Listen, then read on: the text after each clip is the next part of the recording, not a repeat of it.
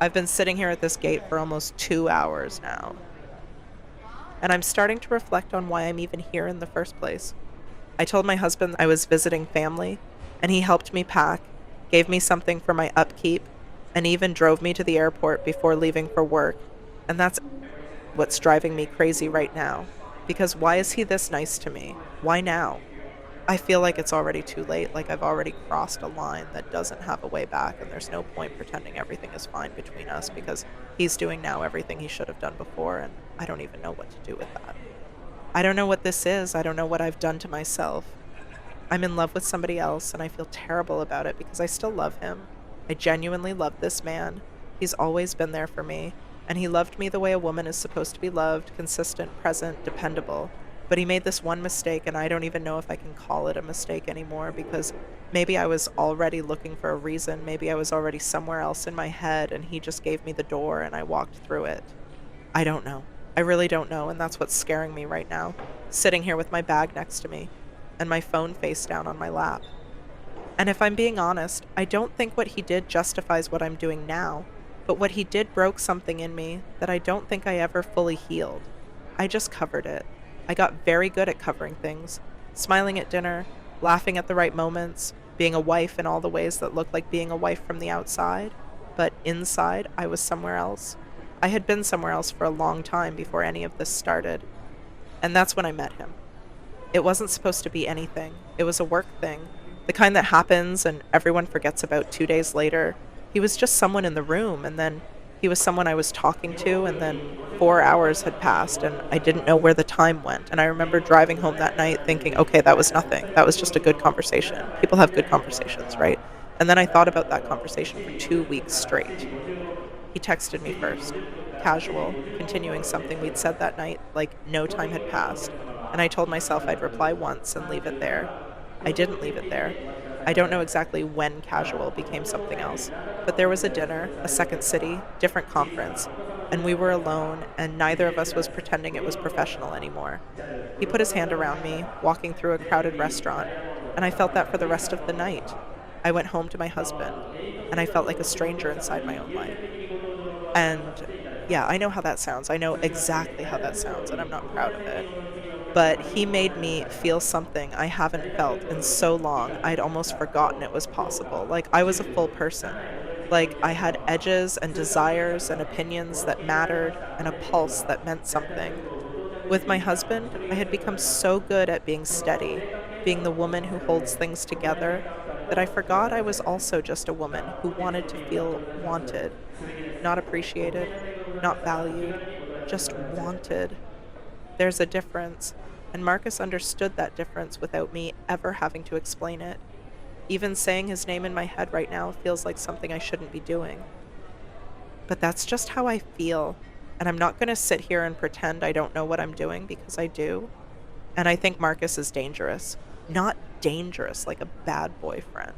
Dangerous like I don't know how to explain it without it sounding like I'm being dramatic because I'm not being dramatic, but there was one night when I saw something on his phone. I read 3 words before he picked it up, and I've never asked him about those 3 words because the way he picked up that phone told me not to ask.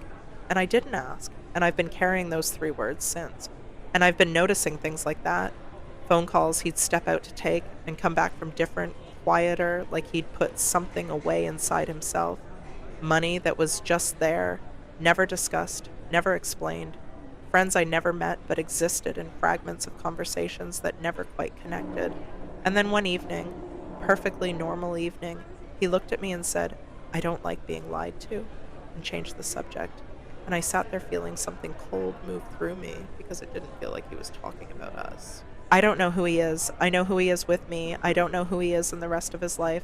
And I think that's intentional, and I think I've always known that, and I still went anyway, every single time he needed me, because being with him felt more like being alive than anything I'd felt in years, and I didn't want to give that up, even when everything in me was saying, pay attention, something is wrong here, pay attention.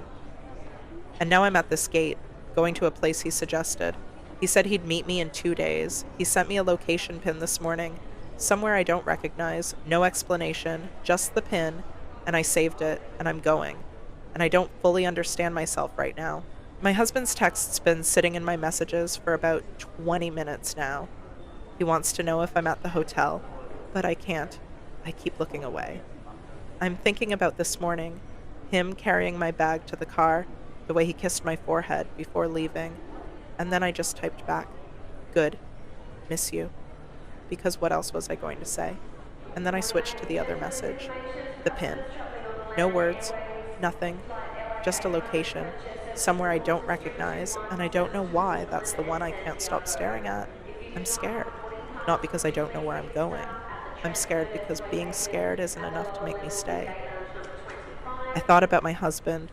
I thought about the version of us that existed before the mistake, before the distance, before I became someone who lies about where she's going. And I do miss him. That's the part that doesn't make sense and also makes complete sense. I miss who we were.